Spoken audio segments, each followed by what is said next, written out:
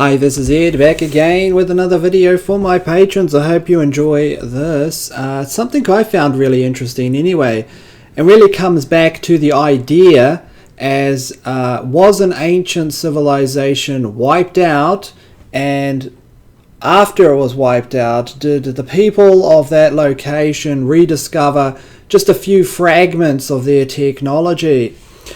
Well, you can make up your own mind, but let's have a look at this. Before I go into this video here, and we'll go into the comments section after this video, I just want to point out this amazing type of thing, and then we'll come back to this video.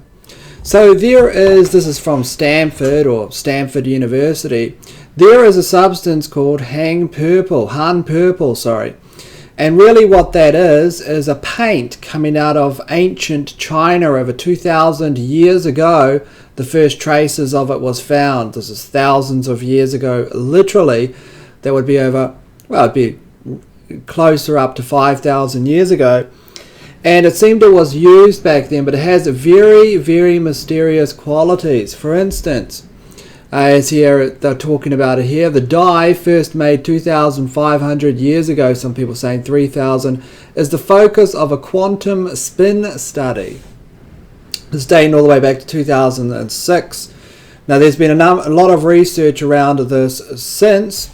Let's just first address a simple Wikipedia page so we can get a feel for what this is. Han purple, so-called Chinese purple, and then gives you the ingredients, etc. And it is just a very weird thing from back in the days. I'll talk about that, actually, just a picture over there.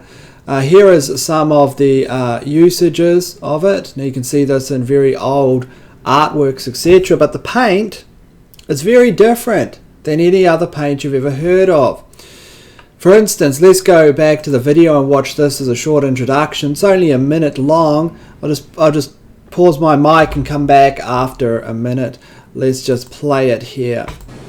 If you load just about any material on Earth into this magnet's core and then pump in liquid helium to cool it down to hundreds of degrees below zero, the 45T hybrid's power will force that material to reveal its secrets. In 2006, Suchitra Sebastian and Neil Harrison put a few flakes of Chinese purple into the magnet's core and saw things never seen before. Inside the magnet, the molecules of Chinese purple became a single magnetic wave. The team dropped the temperature even further, and the magnetic wave lost its third dimension, separating into individual two-dimensional planes. Well, when I first saw this, I guess we were just in disbelief. It was a complete surprise. I mean, it was a totally new type of discovery. A discovery that might change the world. Because studying shifts from 3 to 2 dimensions could help make better superconductors. And better superconductors could mean more efficient magnetic trains, lower electricity bills. So the main point is they found a very mysterious property of this ancient Chinese paint. Now the mainstream perspective is that the Chinese must have strangely stumbled upon this. Perhaps that is the case. I'm not saying it is. Or perhaps there was an older civilization that was wiped out, and these are fragments that we see 3,000 years ago of lost technology or lost ways of doing things. Now, it's a very interesting thing there. Like this person said, if you put nearly anything into that they were studying into the machine, it wouldn't display these kinds of qualities, and it was extremely interesting. See, here is IO9 writing an article about it here. I'll just move the screen recorder over a bit. This 2,000-year-old pigment can eliminate the third dimension. And often when you read that, you know, you'll go down into the article itself and it'll just be a fake headline. They'll just be making like claims that aren't supported by anything. But this is literally what people are talking about with this paint. Han purple there is an ancient pigment that wasn't reconstructed by modern chemists until 1992. After the chemists got done with it, it was the physicists' turn. Han purple, they found, eliminates an entire dimension. It makes waves go into two It makes waves two-dimensional. So this was the paint that is found in a number of different things, including the famous terracotta warriors that are guarding what? They guard those large, like, tombs of the first emperor. Now here's something strange about the first emperor of China. It's very mysterious, okay, in relation to this, because the first emperor of China is apparently buried in this big, massive pyramid. I'm sure you're aware of it. It's one of the most famous archaeological sites in the world. And you've got terracotta warriors, just outside, etc., from the location. By the way, terracotta warriors are quite popular around these pyramids in China in general. Some are very small, about the size of a cup. And what they'll do is they'll have dozens of them, just buried underground. But the terracotta warriors, the most famous ones, are different for a number of different reasons.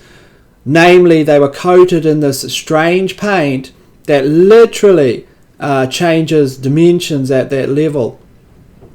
Now, I know I'm not like a physicist, so, but this is, just reading from articles, basically, this is what I've found out or have been in my research. One other strange thing about the terracotta warriors who are painted with this paint is they're all literally about 2 meters in height, like around 6'4", all of them. So obviously that is different than if you look at Chinese people today, who are usually shorter than Westerners. So it seems like there was a whole army of these giants who would have been giant individuals. Now it's possible if you're creating an army, you exaggerate their characteristics. I get all that. But the one interesting thing, of course, is the paint itself and the fact that China will not let anybody inside the pyramid. It will not let anyone go in there and dig around and look inside. It won't turn it into a museum. This is coming from China that literally monetizes everything that's available, okay? Literally everything. If there's a way to sell something, the Chinese people will find a way to package it and sell it, which is a great thing. I agree with that. I mean, if you can make money, go do it. But what I'm saying is it's interesting that the government has cordoned off this site and will let no one examine the contents of this giant pyramid over there. We'll have a look at the pyramid in a little bit.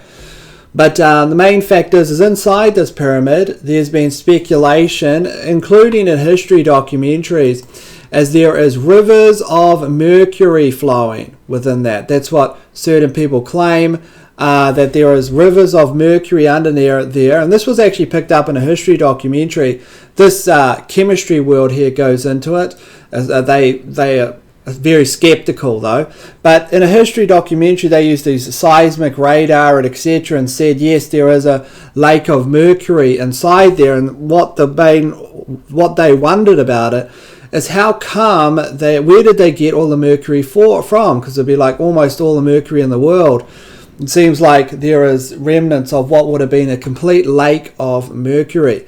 Why this is interesting is this is China. Now if you ever jump over to the Aztec pyramid over there, this particular pyramid, the most famous, I'm not going to pronounce its name even though I was just watching a documentary about it and we heard it pronounced like 1,000 times, but they discovered indeed under this pyramid as well, on the other part of the world there in Mexico, they found a mercury chamber.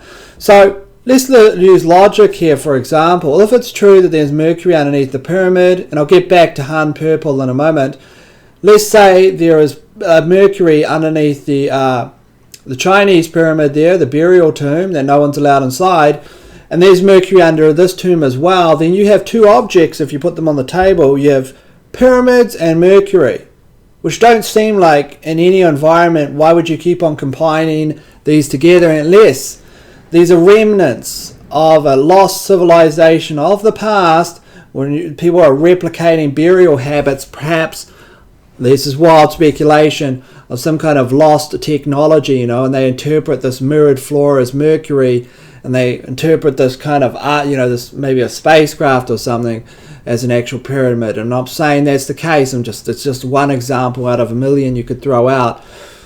but it's very interesting. Of course, let's go back to Han Purple, and then we'll read a bit more about this here.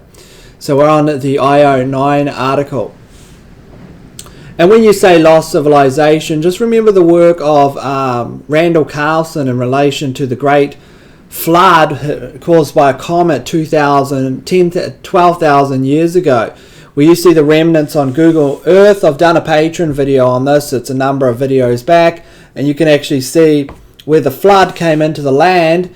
And then when it came back and the waters receded, you can see that those receding waters, the patterns from that, like you would in nature from any flood, and you can actually see them on the mountains, you know, the way that the soil's been pulled back, etc. So there's a lot of evidence for that, and of course the scientific community has actually warmed up to that idea as well of recently in the last 3 or 4 years.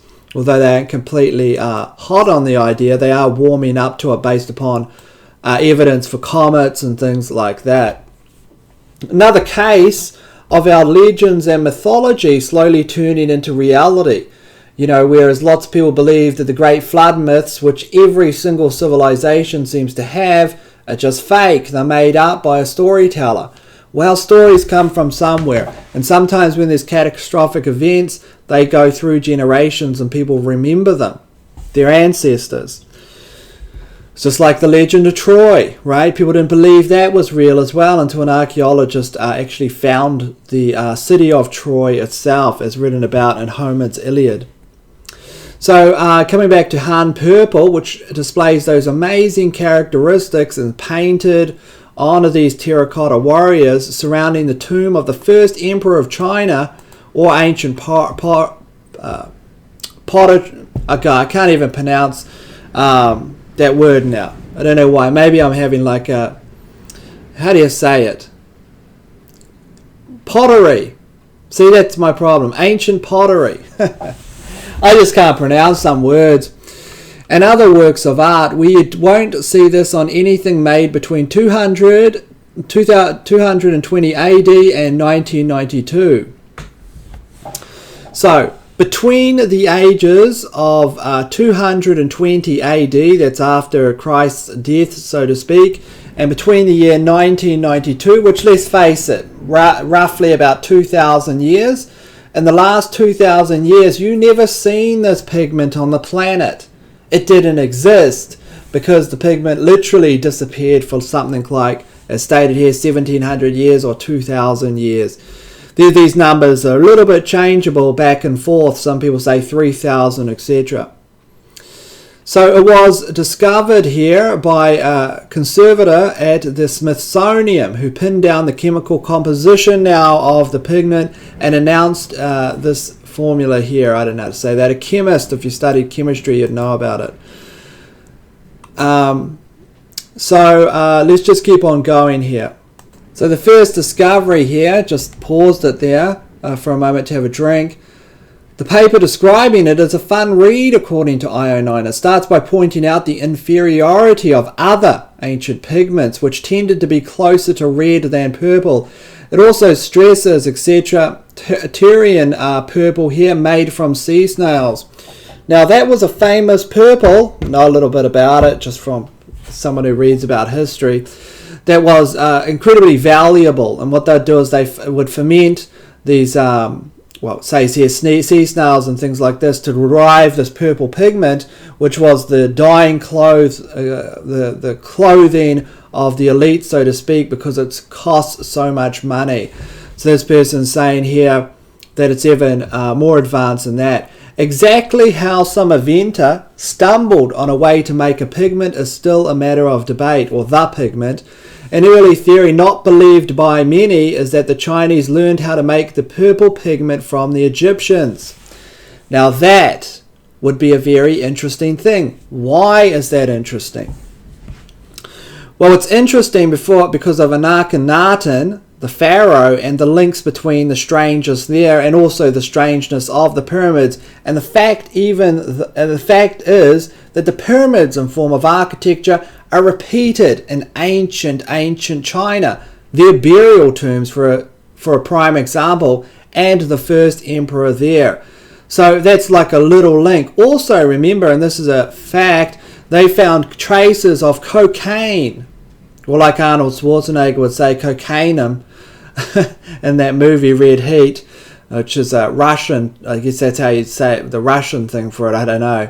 But they found traces of cocaine in mummies. Therefore, that proves that there was some kind of trade between South America and ancient Egypt. And what do you have in South America? You have pyramids. Okay, South America has pyramids. The cocaine from South America made its way to Egypt, and the Egyptian pharaohs were taking it, and you have pyramids with mercury under them in South America. Well, not in South America so much. This is really Mexico, sorry. But in South America, you do have traces of those pyramids as well.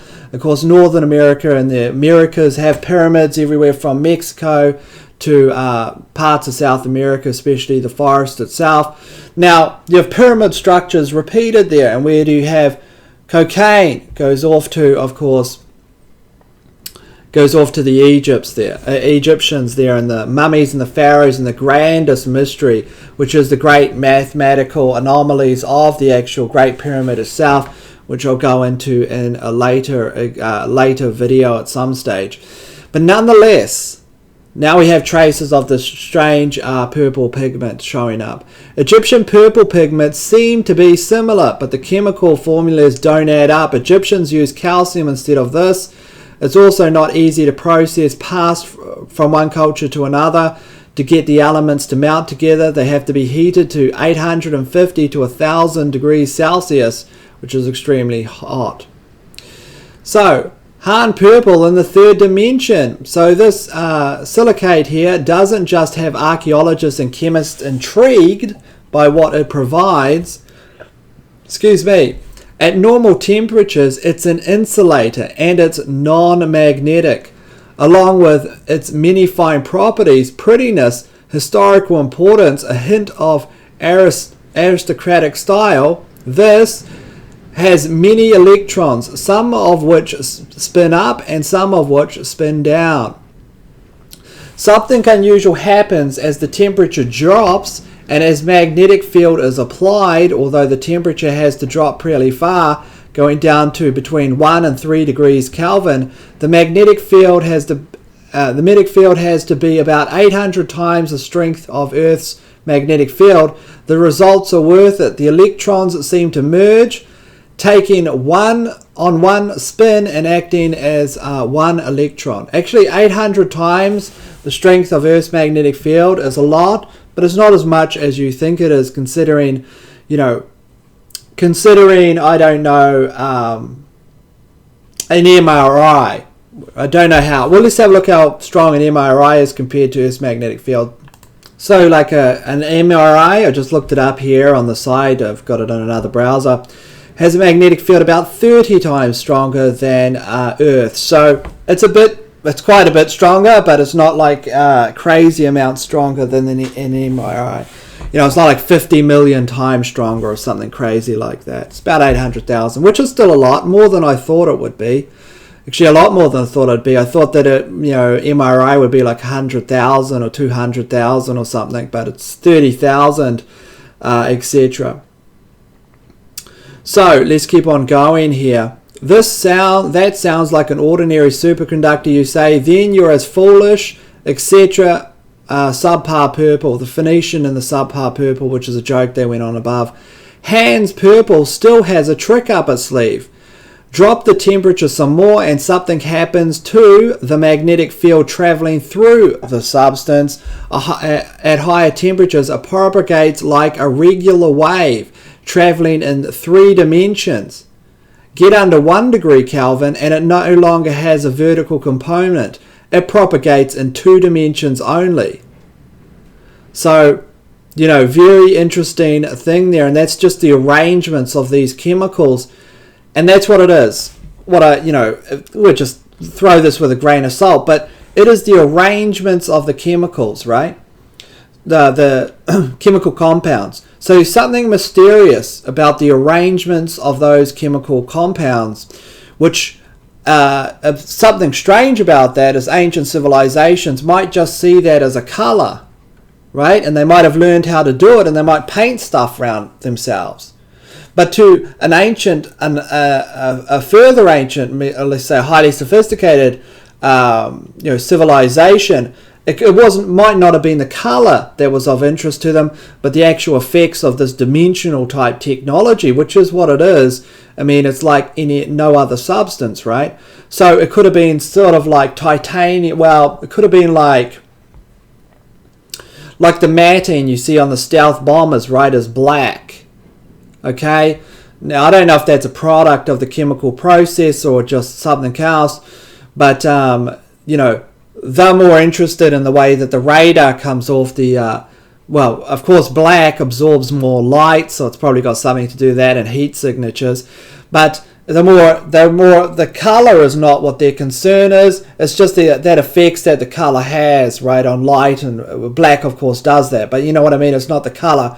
So maybe the ancient civilizations were more interested in the properties of these chemicals in the paint, and then after, let's say, the flood 12,000 years ago, it gets scattered out, like the idea of some kind of pyramids. People have ideas of pyramids, and these just lost from some kind of ancient civilization that's been scattered to the winds.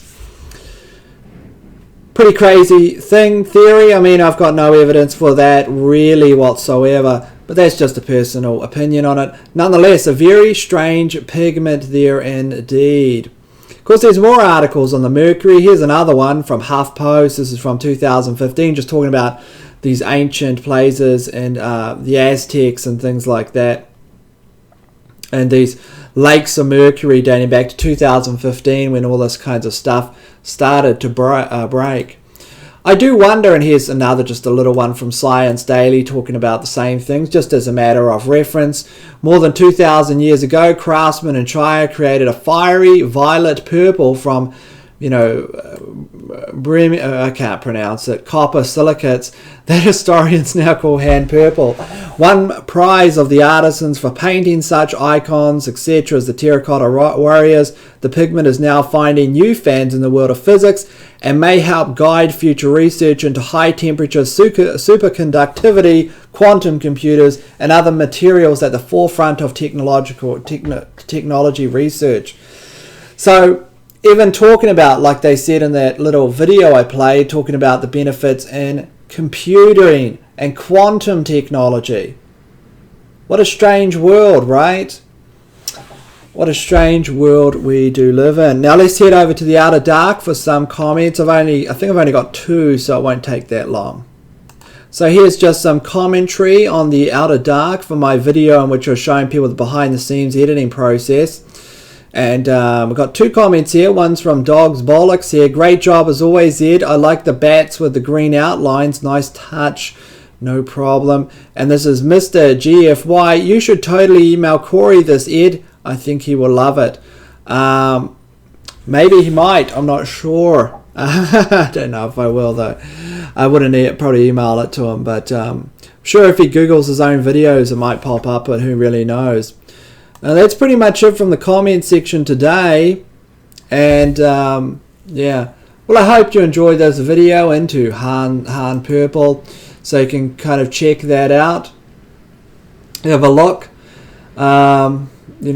etc. Just pull this over here. There's some of my watched videos on the side. Well, I haven't watched them, but they're recommended. You know what's strange is I've got another YouTube account, because you can have a couple accounts, or like another account just to watch my videos, that I watch in my spare time. And even when I wipe the history, because I don't want it to recommend like conspiracy videos to me, I like to watch videos like usually on, history or something, it's still recommending them to me. So, it's just no way to get away from it. It's like mind control. But that is really what it is. In the meantime, thanks to all my patrons, of course, and stay safe, take care of yourselves. Hope you liked the video, and let me know what you think in the comments section. Maybe know a little bit more about it. In the meantime, stay safe, and I'll see you all later.